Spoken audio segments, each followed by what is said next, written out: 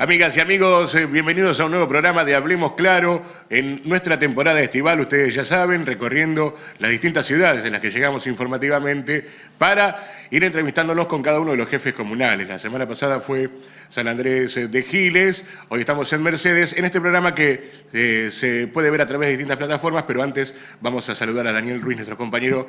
Daniel, ¿cómo va la vida? Todo bien, Mary, un placer compartir nuevamente con vos este espacio. Usted puede ver este programa a través del canal de YouTube de Vox Periodismo Audiovisual, que es nuestra nave insignia, pero también en www.hablemosclaroweb.com.ar, www.tribunadelpueblo.com.ar, www.heraldodeloeste.com.ar, www.danielruizinforma.com.ar, en la televisión, en Telered Mercedes Suipacha, en el canal local, en Telered Luján General Rodríguez, y para San Andrés de Giles y la zona de influencia, incluido San Antonio de Areco, Gol Televisión, una empresa de Giles Online. Estamos en el despacho del jefe comunal, el intendente de Mercedes, el doctor Juan Ignacio Ustarros, que muy amablemente nos ha recibido. Intendente, gracias por recibirnos. ¿Cómo va la vida? Bueno, muy buenos días, bienvenidos. Gracias a ustedes por estar acá. Lo primero es, nosotros estuvimos el día de las elecciones generales del año pasado, haciendo la transmisión. Estuvo Rodrigo Poza, nuestro compañero aquí en Mercedes. Y de alguna manera, primero, consultarte sobre el importante apoyo que has tenido en tu reelección, Juani. Una reflexión sobre aquel comicio, digamos, y de allí a encabezar, a comenzar una nueva gestión, ¿no? ¿Parece tan lejano? Sí. Las elecciones son un medio, no son un fin en sí mismo. Por supuesto que uno cuando siente a través del acompañamiento, a través del voto, es algo, un espaldarazo a toda una gestión. Yo creo que se acompaña a una gestión, no a una persona. Y bueno, eso es muy lindo, muy gratificante. Y como te decía, nosotros concebimos a las elecciones como un medio para trabajar y para hacer cosas que redunden en un beneficio para el pueblo. Y vos, concretamente, ¿qué crees que ha destacado el ciudadano mercedino para poder darte esta nueva posibilidad de seguir al frente de este municipio? Yo creo que siempre el voto de la gente, sea en el nivel que sea, tiene una multiplicidad de causas, ¿no?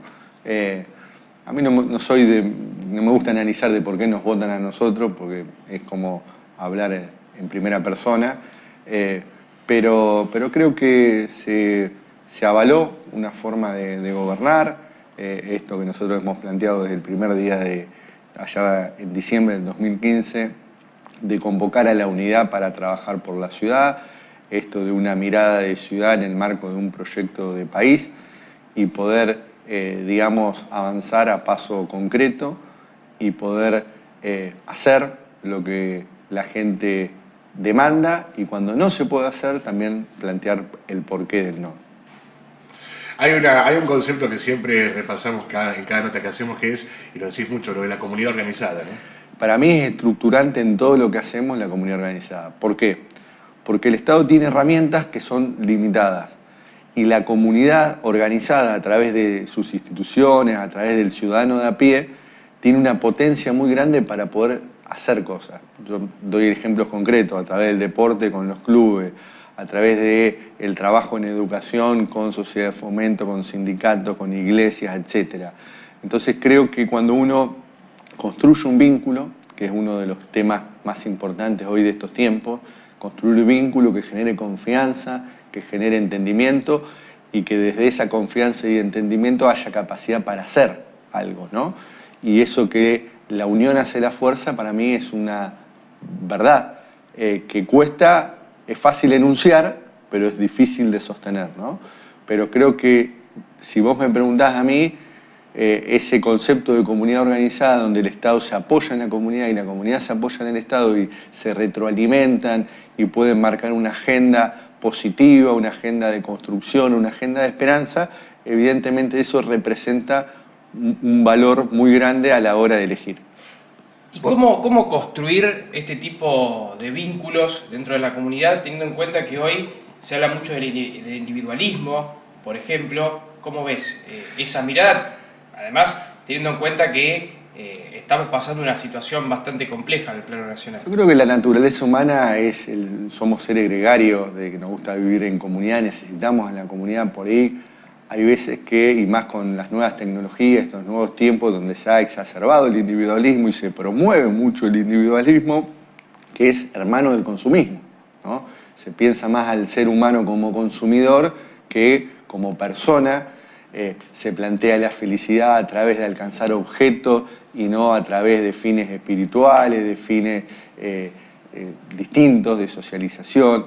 Pero cuando, vos fíjate que la gente, y tuvimos un diagnóstico de esto en la pandemia, lo que extrañaba el abrazo, lo que extrañaba claro, el mate, lo que extrañaba el encuentro, lo que extrañaba el compartir. Totalmente. Entonces creo en ese sentido que es muy fuerte eso. A mí me gusta mucho, entre todas las encíclicas del Papa, una que es Fratelli Tutti, que es hermanos todos, que tiene conceptos muy claros para poder trabajar en la unidad de la diversidad, tratar de convocar y pensarte junto al otro, y también receptar esto del individuo, no anular al individuo, todo lo contrario, potenciar al individuo, pero el individuo se potencia en sociedad, no se potencia aislado en una computadora. Puede estar un tiempo, pero siempre necesitamos la escuela, el trabajo, la calle, todos esos ámbitos están conformados por una gran variedad de personas. Entonces, para mí pasa un poco por ahí, porque hay una necesidad. El punto sería que tal vez los grandes medios no te muestran ese camino y te entretienen, te distraen con otras cosas y uno también es sujeto de una época, ¿no? Pero bueno, me parece que cuando, y más en sociedades, vos pensás que Mercedes es la primer ciudad del interior de lo que se denomina el interior de la provincia de Buenos Aires. Entonces, son sociedades ya más pequeñas, que está el concepto del vecino, donde la gente sale a tomar un mate en la puerta de la casa, donde existe el club como institución, que la solidaridad también. Existe mucho la solidaridad. Nosotros, por ejemplo, uno de los objetivos del primer día fue promover mucho la solidaridad. ¿Por qué? Porque a través de la solidaridad nos involucramos. Nosotros no creemos, así como no creemos en el ciudadano consumidor, justamente creemos en lo contrario. Creemos en que el ciudadano tiene que ser partícipe de la resolución de sus propios problemas. Porque nadie mejor que la persona que habita un barrio o una institución, claro, para poder plantear cuál es su problema, cuáles son las prioridades y también para remarla. Digo, pues esto no es que uno tiene herramientas ilimitadas y una capacidad ilimitada. La mayor capacidad que nosotros podemos tener es justamente la de poner a disposición las herramientas del pueblo y construir junto al pueblo una realidad mejor.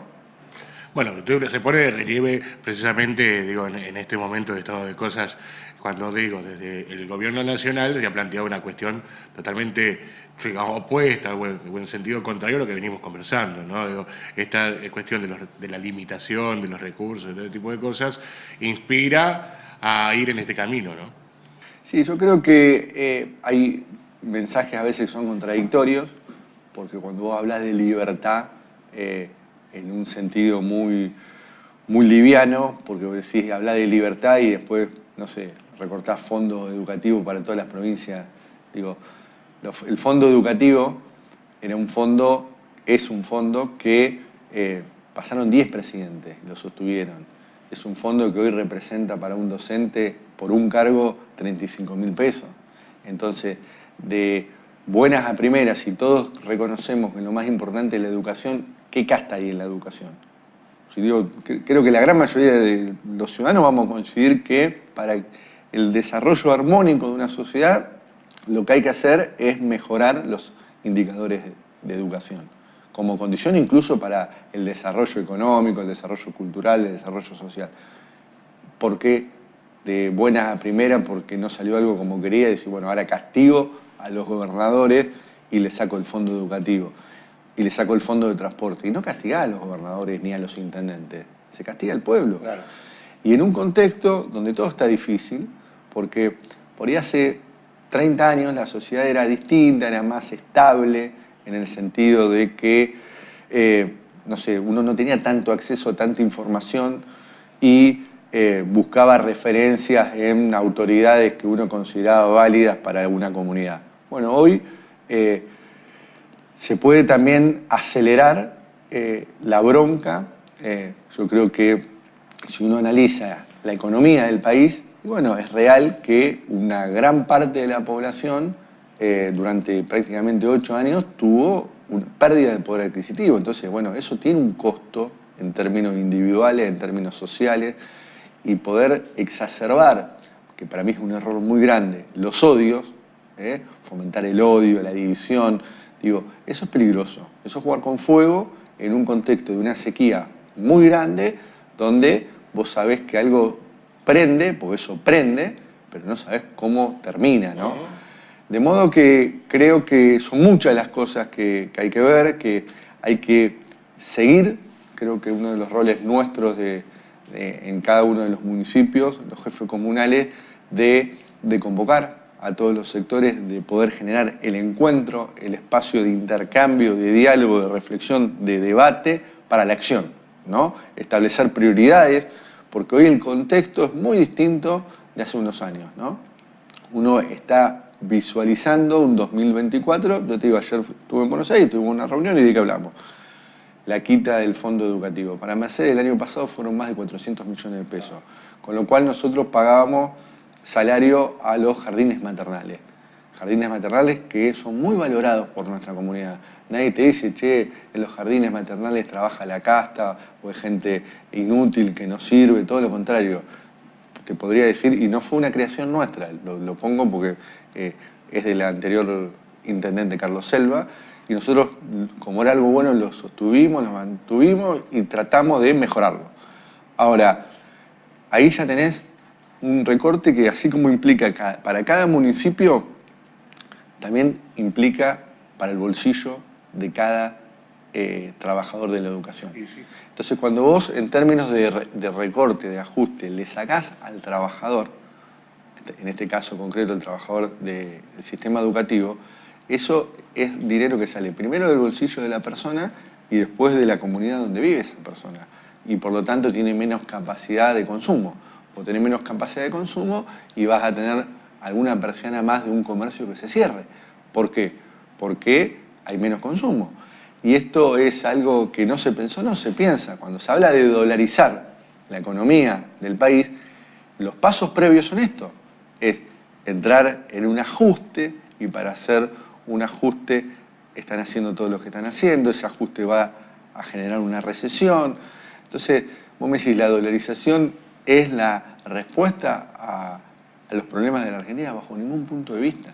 No hay país en el mundo de una economía mediana a una economía más grande. Nosotros no somos un país pequeño que proponga la dolarización como pilar estructurante de un modelo de desarrollo económico. Entonces, esto es importante ahora que pasaron las elecciones. ¿Viste? No podemos reincidir en errores. Yo entiendo y entiendo perfectamente las razones de los votos y nunca fui un objetor de qué vota cada quien, porque es la esencia de la democracia. Ahora bien, si nosotros no visualizamos que hoy justamente se está yendo hacia un camino que va a ser más peligroso para la ciudad, para el país, evidentemente vamos a tener problemas serios. Yo recuerdo mucho, yo empecé en el año 2000. Yo cuando estudiaba en la Facultad de Derecho, fines de los 90, iba a La Boca, a un comedor. Y uno veía realidades que no visualizaba en su comunidad. Después, claro, cuando yo fui padre a los 22, cuando volví a Mercedes, empezamos a hacer lo mismo en un barrio y uno veía que la gente la estaba pasando muy, pero muy mal. Estoy hablando de 2000, 2001, 2002, 2003. Entonces, uno que vivió ese periodo no quiere reincidir en ese periodo. Y hay problemas que después no te los sacás más. Cuando vos vas hacia un modelo de valorización financiera, donde entronizás el dólar, donde perdés política económica, bueno, eso va a representar un problema para la industria. Hoy tenés una tasa de desempleo baja, pero ¿qué tenés? tenés trabajadores registrados que son pobres. Sí. Entonces eso es aberrante. Ahora, ¿es el peor de los mundos? Y hasta lo que conocemos sí, pero está yendo hacia, digamos, mayores niveles de desempleo, mayor caída del salario. Digo, vos pensás diciembre con la devaluación del 118% a esta parte, que no hay un registro y se entiende que está bien que los trabajadores, cuando hablamos de trabajadores, no hablamos del intendente, hablamos de los que recogen la basura, hablamos de los que tienen la salita de primer auxilio, los que trabajan en el hospital, hablamos de docentes, hablamos de policía, hablamos de un conjunto de gente que hace cosas muy valiosas para la sociedad. Entonces, si nosotros no reconocemos a través del salario ese aporte que hace la comunidad, evidentemente nuestras sociedades se van a fragmentar cada vez más, la crisis va a generar más violencia. Entonces, bueno, esto uno tiene que ponerlo sobre la mesa, generar el encuentro, porque nunca es tarde. Yo digo siempre lo mismo, bueno, estamos como estamos, pero bueno, siempre se... Y no poner tampoco la lupa en la culpa del otro. Bueno, llegamos hasta acá. Bueno, hagamos un buen diagnóstico de cómo salir. Qué cosas ya vos hablas con gente más grande y vas a decir, mira, esto no es algo nuevo y ha tenido resultados negativos. Ahora, es complejo cuando hoy, a través de las redes, a vos en tu celular, si mirás X cosas de la política, te vive retroalimentando. Eso genera un sesgo, claro, que vos lo que ves es siempre prácticamente lo mismo. Entonces, reafirmás lo que vos creés que es la verdad y no ampliás, no rompés las anteojeras y decís, bueno, a ver qué está pasando. Y en eso es muy valioso el vínculo humano.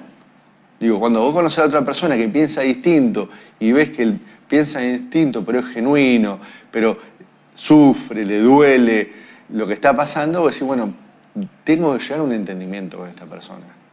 Y tenemos que construir algo distinto, porque si no, la verdad que ¿cuál es el objetivo de cada uno como generación? Bueno, dejar un país mejor al que recibió. Y uno ama su ciudad, ama su país. Digo, hay que recuperar la autoestima, no es que la Argentina siempre fue un desastre, no tenemos cura. Digo, yo creo que hay ciertos enfoques, ciertos discursos que tienen una intencionalidad, que es justamente promover la no participación de la gente. Entonces, que esto se resuelva entre cuatro paredes por supuestos expertos de no sé qué. Y la verdad que la democracia, la esencia de la democracia es la participación, es la deliberación, es la construcción, es el respeto por el otro, es la construcción de políticas públicas. Bueno, educación, bueno, son políticas públicas. ¿Estaba excelente la educación? No, estaba mal, había que mejorarla, pero no hay que tirar por la borda, porque después es muy difícil volver a reconstruir. El sistema de salud. Bueno, el sistema de salud, cuando yo otra vez estuve reunido con el embajador de Irlanda. Sí. Entonces me decían, el sistema de salud argentino es muy bueno.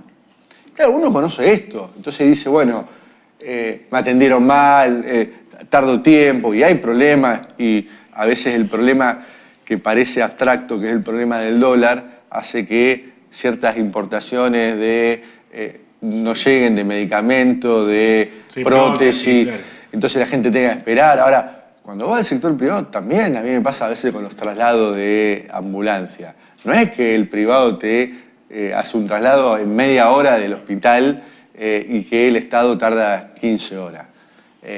Entonces, ahora, cuando hay medios que permanentemente comunican, porque vos ves, bueno, a ver, ¿quiénes son los auspiciantes de esos medios? ¿Quién le paga el sueldo a esa gente? Entonces, bueno, hacen lobby, lo que se dice lobby, estudian comunicación, estudian marketing y lo saben hacer, saben qué palabras son sensibles.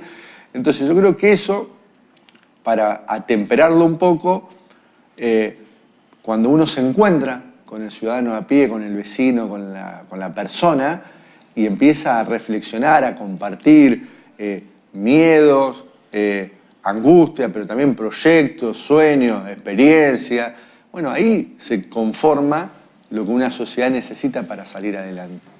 Intendente, ahora, ¿cómo se prepara el municipio para darle una respuesta al vecino frente a esta situación, a este contexto nacional, porque si, por ejemplo, el vecino, la vecina empieza a tener hambre, donde va a recurrir primero a golpear la puerta va a ser el intendente Ustarros. Sí, va a haber muchas demandas que se incrementan.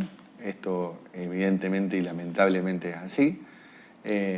Y nosotros una de las cosas que vamos a hacer es sobre la base de un pilar para nosotros, que es la educación, es convocar a todos los sectores. Es algo en lo que nosotros venimos trabajando. Nosotros después de la pandemia hicimos un programa que se llama Mercedes Aprende Unida, donde nosotros tenemos como sociedad 50 sedes de apoyo escolar, donde participan iglesias, sociedades de fomento, sindicatos, clubes, instituciones de nuestra comunidad, donde nosotros decimos, bueno, si lo más importante es la educación, empezamos por el sistema educativo como prioridad, tanto de gestión pública como de gestión privada, y digamos, ponemos todo sobre la mesa, promovemos mucho la participación de cooperadoras. Nosotros nos pasó que nosotros hace unos años hicimos cooperadoras en los jardines maternales, ¿no? Decían, no, porque el municipio provee todo. Yo digo, no, es falso eso. Digo que las cosas sean gratuitas no quieren decir que son gratis, porque eso yo lo comparto, hay que generar los recursos. Entonces creo que se viene un proceso de mayor participación, involucramiento por parte de nuestra población en los problemas que tenemos y que se acrecientan como sociedad.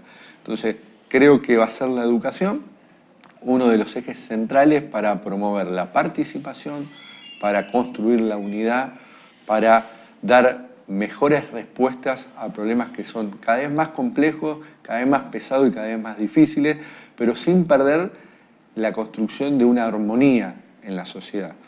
Yo creo que hasta hoy Mercedes sigue teniendo niveles óptimos de convivencia. Bueno, eso hay que cuidarlo porque cuando lo empezás a perder, como tiene tanta complejidad resolver y abordar eso, lo que tendemos a hacer más fácil es a recluirnos cada quien en su lugar y empezar a echar culpa. Yo creo que la lógica del echar culpas tampoco resuelve los temas.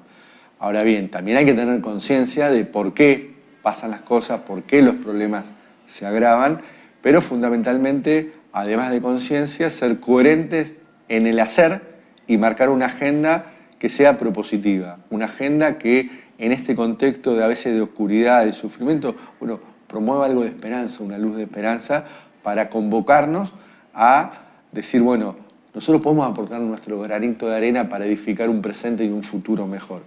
Y la educación que yo te decía, la circunscribimos en primer término al sistema educativo, también lo abrimos a la sociedad. Nosotros, cuando decimos Mercedes Aprende Unida, decimos toda la comunidad, todos los que integramos la comunidad, tenemos que aprender en unidad. Y la unidad es una unidad en una diversidad, no es una unidad que nos vamos a juntar los que pensamos iguales, no.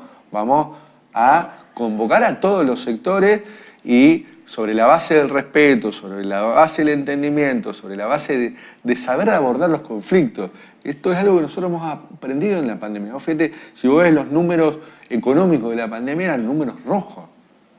Y era en Argentina y en el mundo, cosa que es mucho más complejo. Cuando vos tenés un problema y en el mundo no está exactamente el mismo problema, bueno, tenés alguna chance de mejorar.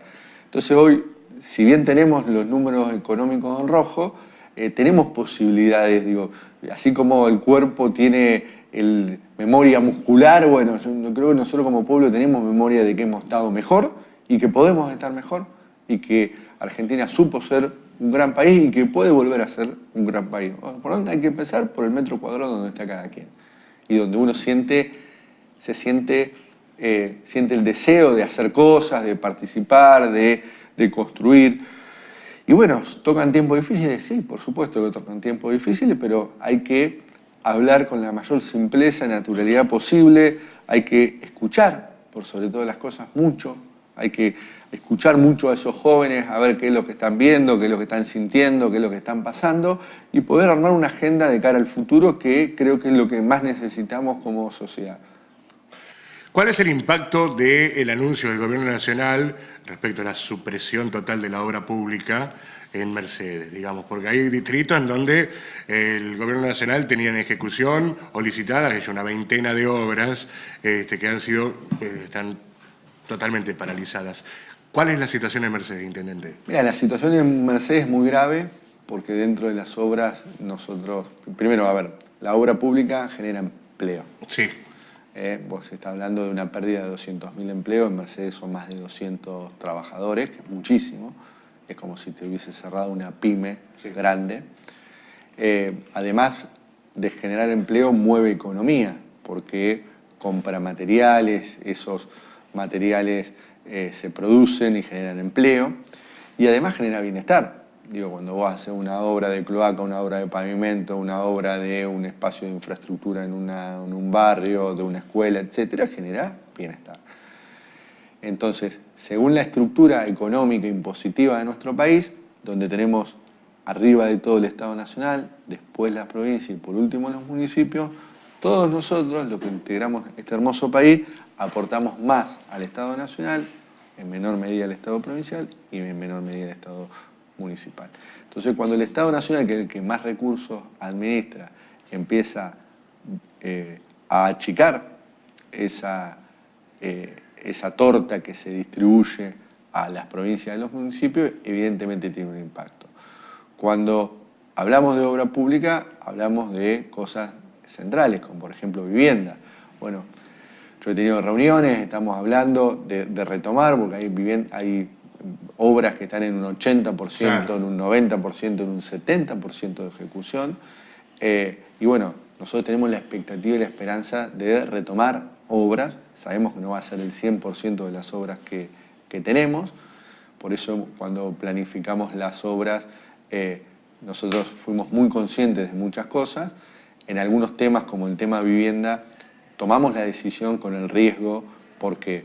Porque nosotros hicimos un plan de tierra. Ahora bien, la tierra sola, sin infraestructura, no es nada. Y la tierra, incluso con infraestructura, sin vivienda, no es nada, porque la mayoría de la gente, y estoy hablando de trabajadores y trabajadoras, no están en condiciones económicas para costear la mano de obra y los materiales para hacerse una casa. Y como los programas son para hacer vivienda, no son para tener un terreno, para ir a poner planta, etc. Por eso Mercedes, pues lleva adelante el programa Mi Terreno. Exactamente, arrancamos con Mi Terreno, entonces ahora hoy tenemos serios problemas porque, digamos, los procesos inflacionarios que no empezaron ahora con este gobierno, que veníamos con una inflación altísima, los procesos inflacionarios lo que te generan es dificultad en el hacer. Porque nosotros, a diferencia del privado, tenemos normas que establecen cómo se hace la obra. Y la obra se hace a través de licitaciones. Y cuando vos haces una licitación, generalmente se pierde mucho tiempo entre el llamado a licitación, la apertura de sobre, si hay impugnación o no, y la firma del contrato con la empresa. Entonces, todo ese tiempo que pasa en una economía inflacionaria, la verdad que tiene muchas dificultades. Y cuando vos ves los pronósticos económicos de la inflación, nadie acierta y es muy difícil acertar. No es que pones el termómetro y decís 38 y es 38. Entonces, ¿por qué? Porque tiene una realidad muy compleja que depende del comportamiento de distintos actores, para decirlo sintéticamente. Entonces, bueno, eso tiene una repercusión. Bueno, nosotros, para mí la prioridad son las viviendas. De toda la obra, hoy la prioridad son las viviendas. Estamos trabajando, estamos tratando de llegar a un buen entendimiento con las nuevas autoridades. Somos una gestión muy abierta que pone la prioridad en lo importante y en lo urgente que es la necesidad del vecino y la necesidad de nuestro pueblo. No somos de cortar puentes, de decir, bueno, nosotros no vamos a hablar ni a gestionar con autoridades nacionales. Pero sí somos conscientes del cuadro de situación y de realidad que vive el país. Cuando vos decís, bueno, hay más de 3.000 viviendas, más de 3.000 obras que están paradas, dentro de eso hay vivienda, evidentemente esto representa un claro problema. Cuando, como decíamos antes, vos ya tenés el primer antecedente del fondo educativo, el fondo compensador del transporte, eso es un drama, es un problema que es para el ciudadano, que es para el trabajo, que es para los medios de locomoción que utiliza la gente. Entonces, bueno, yo creo que hay una cantidad de problemas muy grandes, hay un sentimiento de enojo, de frustración, de apatía, de aislamiento, que es contraproducente también, porque sobre la base de esos sentimientos no podemos construir nada. Digo, nosotros, más allá la complejidad y el dolor de la situación, tenemos que tratar por todos los medios de convocar a las mayorías y articular y trabajar con todas las instituciones de nuestra comunidad e incluso también con las distintas áreas de los gobiernos. ¿Para qué? Para poder aportar algo que edifique una situación un poco mejor a lo que hoy estamos viendo y uno pronostica que puede llegar a pasar. Después de esta breve pausa, seguimos conversando con el intendente de Mercedes, el doctor Juan Ignacio Ustarros.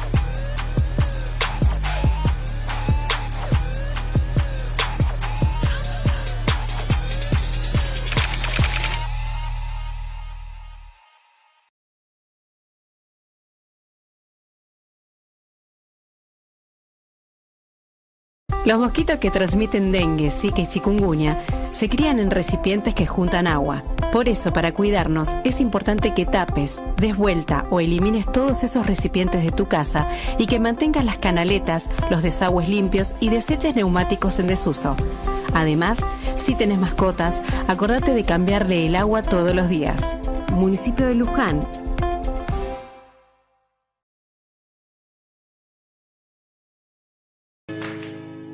Coopenet Luján de la Cooperativa Eléctrica tiene precios increíbles para vos. Aprovechalos. Más velocidad al precio más bajo. ¿Qué estás esperando? Averigua por los planes de ultra banda ancha de 70 y 100 megas con Wi-Fi. Con Coopenet, menos es más. Llama al 0800-333-4270 o entra a www.coopenetlujan.com.ar y pedilo ahora. Coopenet Luján de la Cooperativa Eléctrica. El mejor servicio al mejor precio. La idea fue empezar las cosas como se tienen que hacer.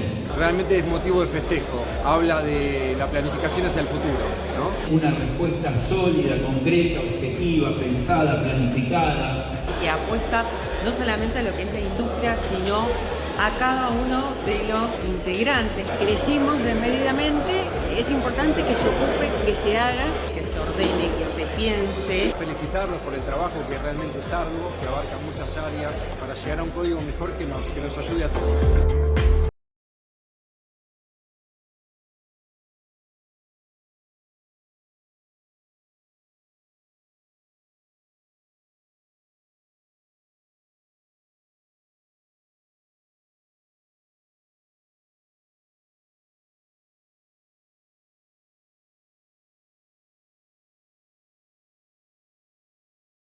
Muy bien, continuamos en Hablemos Claro, amigas y amigos, aquí en el despacho del intendente de Mercedes, el doctor Juan Ignacio Ustarros, que como en esta temporada estival de verano, hacemos siempre en Hablemos Claro, vamos recorriendo una a una las 5 ciudades a las que llegamos informativamente, Daniel. Sí, la verdad que estamos teniendo un interesante diálogo, bueno, tratando de, por supuesto, abordar todos los temas que atañen aquí a la localidad.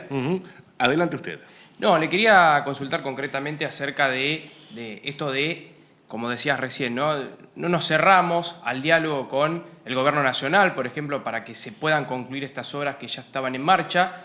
Y con respecto al diálogo a la oposición aquí en Mercedes, ¿crees que se puede dar, que es posible, que del otro lado también hay ese compromiso? Yo creo que ahí está el compromiso. Me tocó gobernar ya 8 años.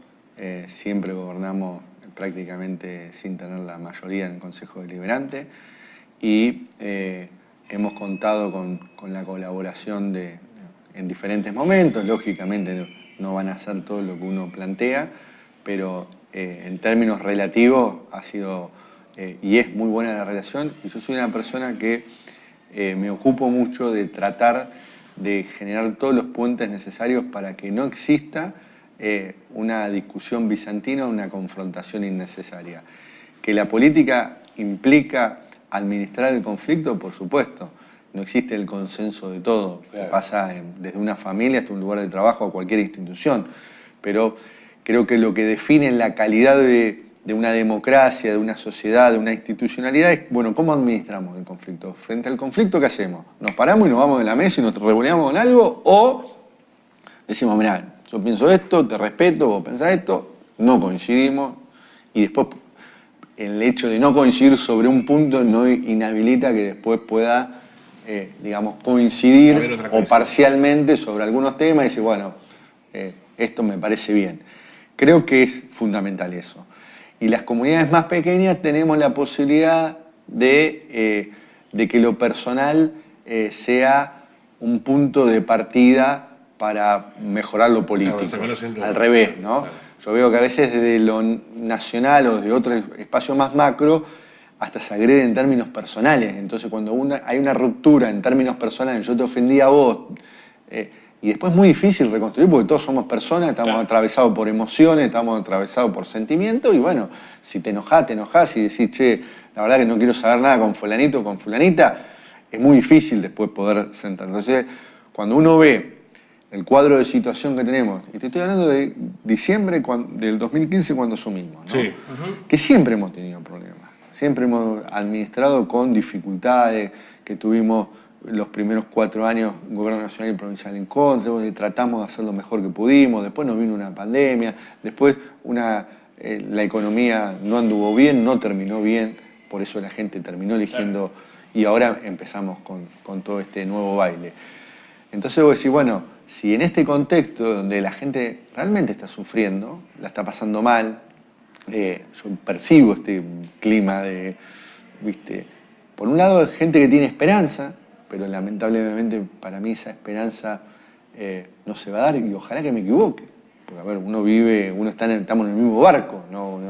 Ahora, uno puede, digamos, tener una presunción, vos sos periodista, decís, che, yo me dedico a hacer noticiero, y si te presentan un producto, vos decís, mira, esto para mí no va a funcionar, porque yo ya lo vi antes y la verdad que no funcionó esta forma, si haces estas acciones tenés estos resultados, más o menos alguna lógica hay en las cosas, no es que, y no se está haciendo cosas nuevas, digo, esto de los ajustes reales, la receta es vieja, claro. 76, 89, fines de los 90, entonces, bueno, eso es lo que tenemos como realidad, eso es lo que nosotros desde acá no podemos modificar de la noche a la mañana, entonces tenemos que decir, bueno, esto es lo que está pasando, bueno, hay diferentes interpretaciones sobre esta situación. Bueno, tenemos que ver qué podemos hacer como sociedad, como instituciones para mejorar y para avanzar. Porque en este contexto, si arriba nos dividimos, nos fragmentamos, no nos hablamos, y bueno, evidentemente se va a acrecentar y se va a agravar la crisis con muy poco margen de error. Entonces, toda acción humana tiene errores. Digo, entonces, ¿cómo reducís vos el error innato a la naturaleza humana? Bueno, fomentando la participación, escuchando a más sectores. Entonces, nosotros cuando estamos trabajando en esto de educación, no es que salió de un repollo, es todo un trabajo que se fue haciendo, que llevamos muchísimo tiempo, como lo que hicimos con el programa Primeros 1000 días, las políticas de niñez, y no es que lo que hicimos ya está y es una cucarda y forma parte de ahí, de un premio que recibimos, no. Porque todos los días nacen chicos, todos los años se renuevan las promociones, etc. Entonces uno tiene que redoblar los esfuerzos y la verdad que a veces vos ves, che, veo la sociedad más cansada, la veo más fragmentada, bueno, y sin embargo hay que trabajar en unir. Y el Consejo Deliberante, si vos escuchás el discurso nuestro de la Asunción, planteamos concepto de que venían incremento de crisis y que tengamos que ser más creativos y que tengamos que trabajar con un eje que es la unidad en la diversidad para enfrentar la adversidad que tenemos como sociedad. Bueno, eso es fácil de decirlo, hay que hacerlo. Entonces, en el hacer, uno como funcionario público tiene que ser más humilde, tiene que ser más sencillo, tiene que ser transparente, y bueno, y tratar de poner todo sobre la mesa. Bueno, a ver cómo resolvemos. Porque tampoco un intendente se debe arrogar el saber que no tiene. Che, bueno, esto es así, vamos para acá. No, digo, y hay que tratar de llegar a los mayores niveles de consenso posible. Y vuelvo a repetir lo mismo. Y saber atravesar las situaciones de conflicto y crisis, incluso internas que vamos a tener, institucionales que vamos a tener, porque yo vengo y te demando, che, un mensaje de la mañana, Juan y me desaloja en la casa. Yo no decir, bueno, vení, anotate ahí, tenés una vivienda, el lunes pasado te damos la llave, ¿no? No tenemos esa solución. Y no existe esa solución. Te estoy diciendo que estamos teniendo problemas con la vivienda que construimos, que ya tuvimos que haber entregado, y empujamos y remamos. Y ahora bien, como municipio, tenemos la concepción de que el Estado tiene que intervenir ahí. Si el Estado no interviene, ¿qué queda? Solamente el mercado. Pero yo siempre decía lo mismo cuando tenía debate. Digo, a ver, el mercado es la inmobiliaria y no es la persona que está en la inmobiliaria. La persona que está en la inmobiliaria representa un sistema. Ahora, si hay mayor participación del Estado y se promueven programas de tierra, programas de vivienda, yo creo que coopera con ese mercado y puede mejorar y dar respuesta y llegar a un equilibrio para poder mejorar algo tan básico, elemental en la construcción de una ciudad y en la vida de una persona, que es el tema de la vivienda. Esto que te referías hace un rato respecto de las relaciones entre oficialismo y oposición, si querés, de una manera que en Mercedes, cada vez que lo entrevistamos, cumplió su mandato el año pasado, el concejal Edgar Quilmet siempre dice, del kilómetro 90 de la ruta para adentro somos todos mercedinos, ¿no? Digo, en virtud de esto de dejar atrás o afuera las diferencias políticas. El desafío de... estabas recordando recién lo de la primera gestión. Ustedes hicieron con recursos municipales una obra que tenía que hacer la provincia. Yo recuerdo aquellas cuestiones, uno de los accesos. ¿Qué desafíos hay de cara a este año en, por ejemplo, eso, ¿no? En obras públicas de las cuales usted se tendrá que hacer cargo o ver cuáles son los hitos de gestión para este 2024? Mira, nosotros lo que decís vos, para ponerlo en perspectiva. Sí. Nosotros cuando asumimos intentamos mejorar, optimizar toda la administración de los recursos. Creo que en un punto logramos esto. Y había un sistema que para el país no era beneficioso, pero que nosotros podemos valernos de eso, que es sobre la base de ese ahorro que generamos el primer año, pudimos a través del plazo fijo, la LELIC, la LEVAC, tener una rentabilidad. Con esa rentabilidad se generaba un recurso extraordinario que nos permitía ir haciendo distintas cosas. Eso era un poco la política de los recursos propios. Hoy, en un contexto totalmente inflacionario, donde el ahorro no te sirve, porque hoy vos vas a lo financiero y el ahorro no te sirve, es mucho más complejo, mucho más difícil, porque el ajuste se está notando, la recesión empieza, y te digo, uno puede proyectar y vaticinar un escenario de crecimiento del desempleo, incluso con estos niveles de recesión cada vez más grandes. Sin embargo, nosotros siempre vamos a promover un rol activo. A mí me gusta mucho el concepto del Estado emprendedor, un Estado ágil, un Estado que tenga capacidad de entendimiento, de vínculo y de trabajo con el sector privado. Nosotros, por ejemplo, cuando hacemos fiestas, no es que decimos vamos a hacer una fiesta porque somos fiesteros. Detrás de la fiesta, lo que hay es toda una organización y una participación de sectores de la economía de Mercedes, del sector privado, que trabajan en el marco de esa fiesta y generan sus propios recursos. Entonces uno contribuye a que la actividad que se realiza durante todo el año pueda en distintos momentos del año tener una ganancia. Y después esa ganancia, el ciudadano de Mercedes, el comerciante, la vuelca en la misma ciudad porque mejora la casa, porque compra esto, aquello, lo otro. Es impensado ver una fiesta nacional de salame quintero sin la participación de los productores de salame, que son los protagonistas. Casualmente hoy recibo a los productores, porque nosotros el año pasado hicimos una prefiesta. Bueno, entonces vamos a ver ahora, con menos recursos, cómo hacemos. Claro, bueno, el presidente Javier Milei viene arremetiendo contra este tipo de actividades culturales. ¿Qué mirada tienen sobre eso? ¿Qué mirada tenés al respecto? ¿Cómo puede afectar, por ejemplo, la fiesta nacional del salame quintero? Mirá, nosotros teníamos un fondo, habíamos gestionado del CFI, que es nacional, que nos permitió llevar adelante distintas fiestas o financiar en gran medida la inversión que hay que hacer para sostener la fiesta. Como te decía, eso en términos económicos para nuestra comunidad ha tenido muchísimos beneficios. De cada fiesta participan comerciantes, productores, clubes con sus cantinas, etcétera, etcétera. Entonces nosotros en términos de balance económico tenemos un superávit enorme, una ganancia ahí por parte de instituciones de nuestra comunidad muy grande. Y después en términos sociales también tenés esto de la cultura del encuentro, el derecho a la cultura, el derecho a la recreación, al bienestar. Trabajo para los artistas. Trabajo para los artistas. Nosotros nos pasó, yo siempre fui muy reacio a contratar grandes números, creo que nunca contraté un gran número en más de 8 años de gestión, pero tampoco me arrogo tengo la verdad, digo, porque entiendo que otra gente a veces hace eso para que poder brindarle a su pueblo la cercanía de un espectáculo que no puede acceder y a su vez darle más volumen a la fiesta, porque hay que ser realista también. Entonces, si vos en una fiesta no es lo mismo que te vayan 10.000 personas que te vayan 30.000 personas. Y en eso el artista influye.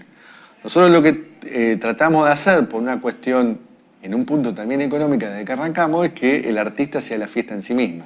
Bueno, el artista de la fiesta del salame son los productores de salame. Entonces la gente mayoritariamente viene por el producto de la fiesta, que es el salame. Ahora bien, eso no es fácil hacerlo en todo, ¿no? Porque Mercedes tiene un producto que es distintivo con respecto al resto de la Argentina, que es el salame quintero de Mercedes. Por lo tanto, yo no estoy de acuerdo bajo ningún, y menos en la forma. Digo, agarrarse con una artista que lo que hace es ir a trabajar, firmar un contrato y que se le pague y lapidarla públicamente a Lali Espósito, en un contexto donde vemos que la violencia crece y después no nos podemos alarmar de, che, hubo un intento, un atentado, una golpiza, ¿no? Porque vos le estás dando, porque vos cuando hablás y sos un referente, hay mucha gente que cree ciegamente en tu palabra. Entonces, si vos promovés el odio y decís, este es el problema de nuestra sociedad, por Lali Espósito, vos no vas a comprar útiles o los útiles van a ser insuficientes, no vas a tener que caminar más porque el colectivo está caro, vas a comer menos, y la culpa de todo eso, Lali Espósito, es una locura. Digo, y lo que se necesita en estos tiempos no son locuras, lo que se necesita en estos tiempos es apertura, es razón, compasión, pero razón. Y yo no veo eso bajo ningún punto de vista. Además, veo una conducta, porque a ver, uno es un ciudadano simple, yo soy una persona muy simple, voy a Mercedes a la tarde. Ahora, yo sé que soy el intendente de la ciudad, que yo todo lo que pienso no lo puedo decir así, claro, como me viene en gana.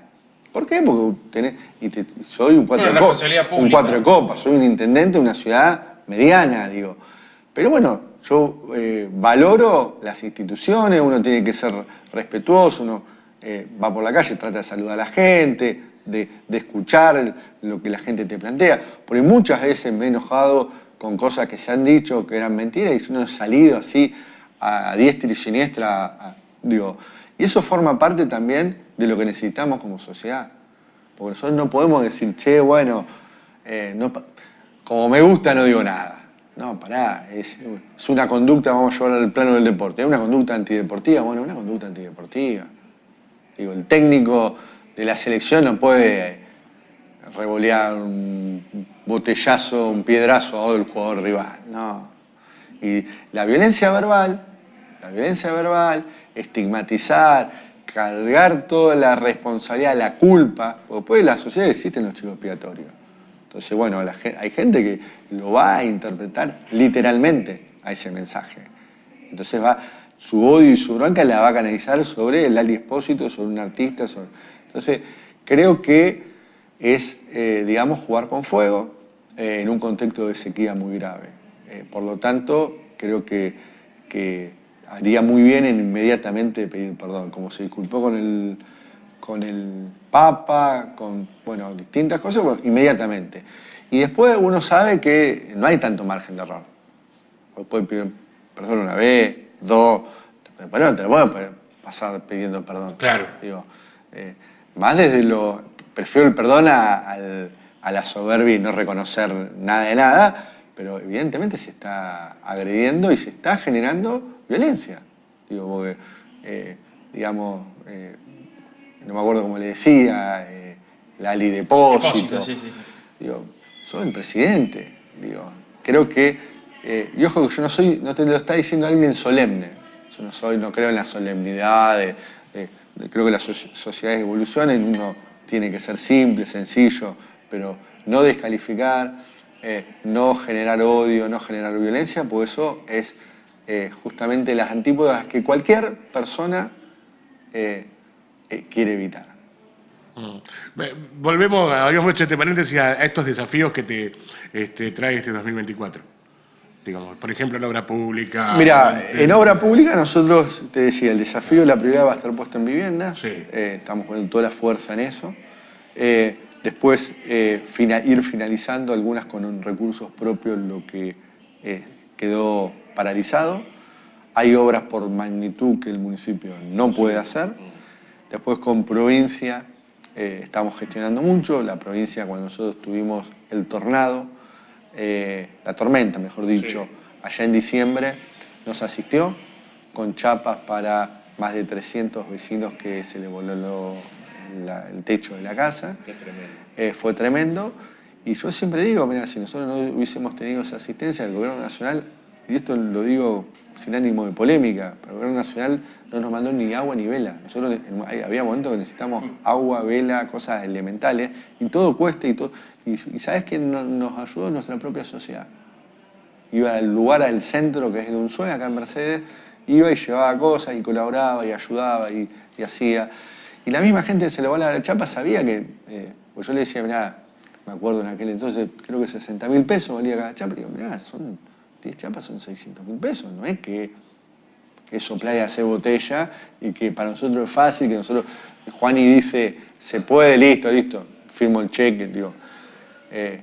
Entonces, me parece, y a mí me pareció eso muy grave también. Digo, que para mí fue mucho más grave, si querés, que lo del Lali Espósito, que también me parece grave, y cuando uno empieza a merituar la gravedad no es correcto.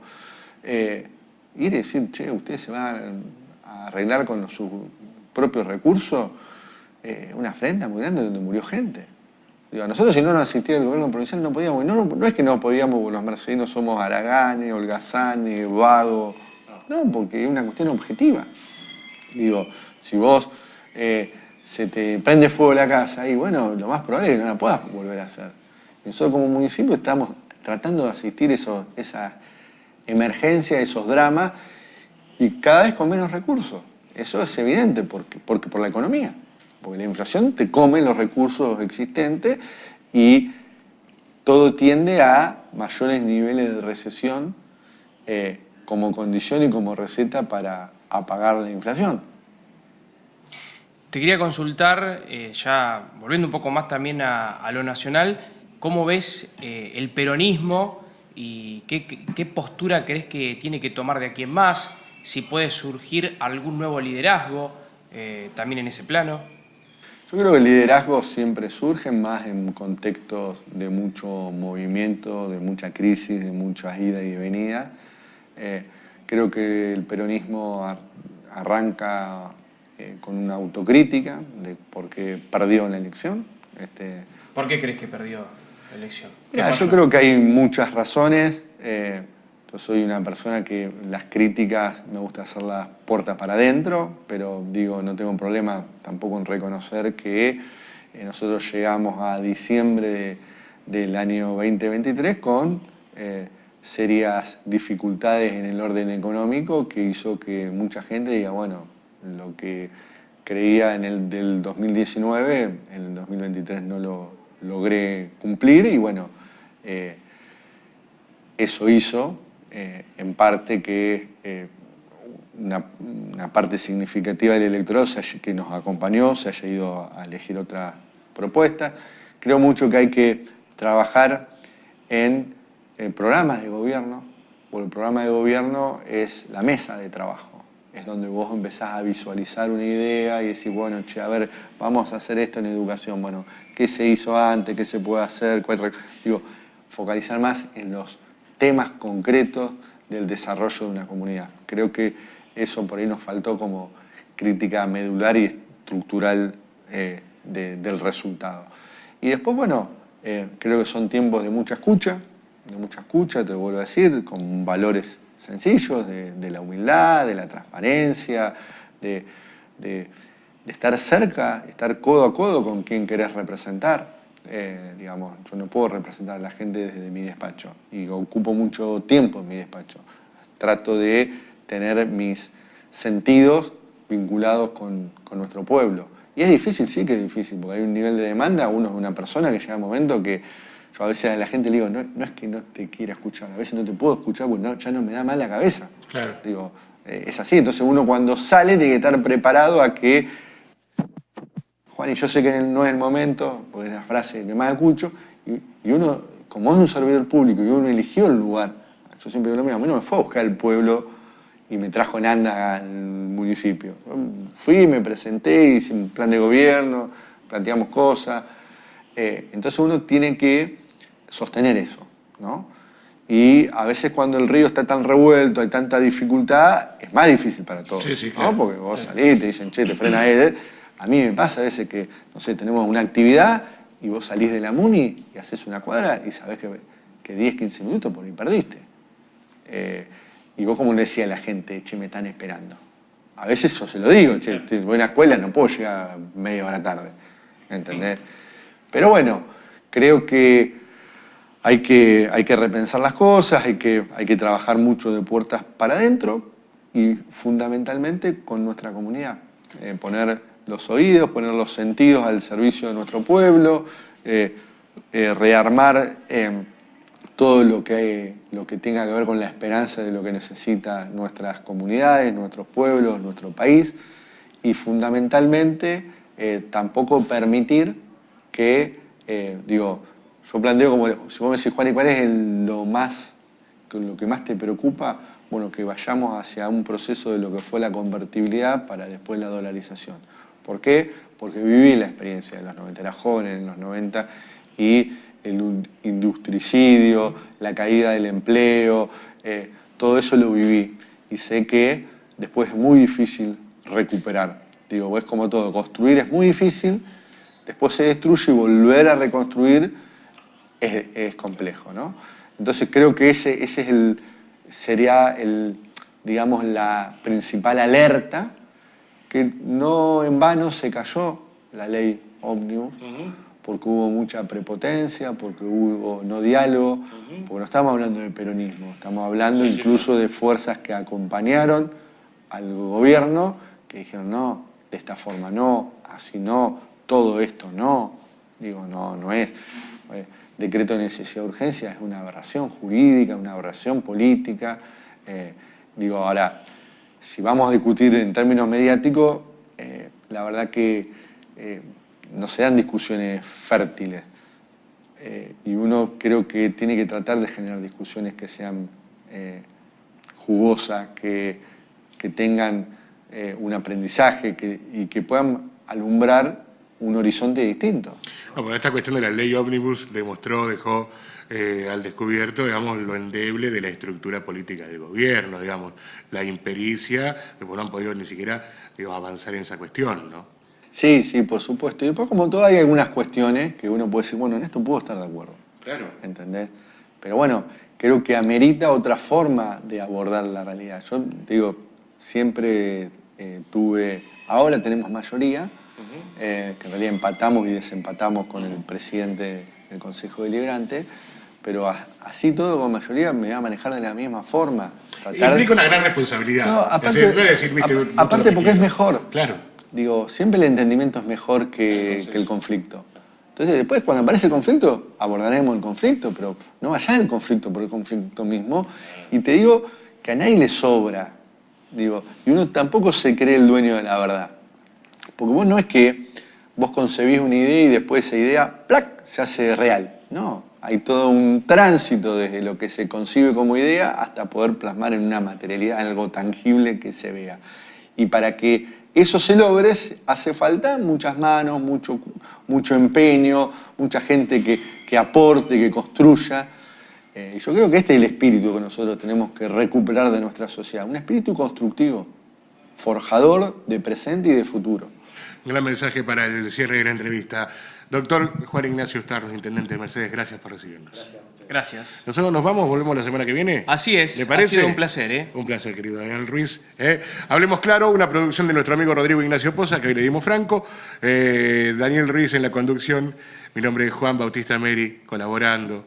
Ahí, como siempre en el programa, 2 cosas, amigas y amigos, nos quedan por decirles chau y gracias.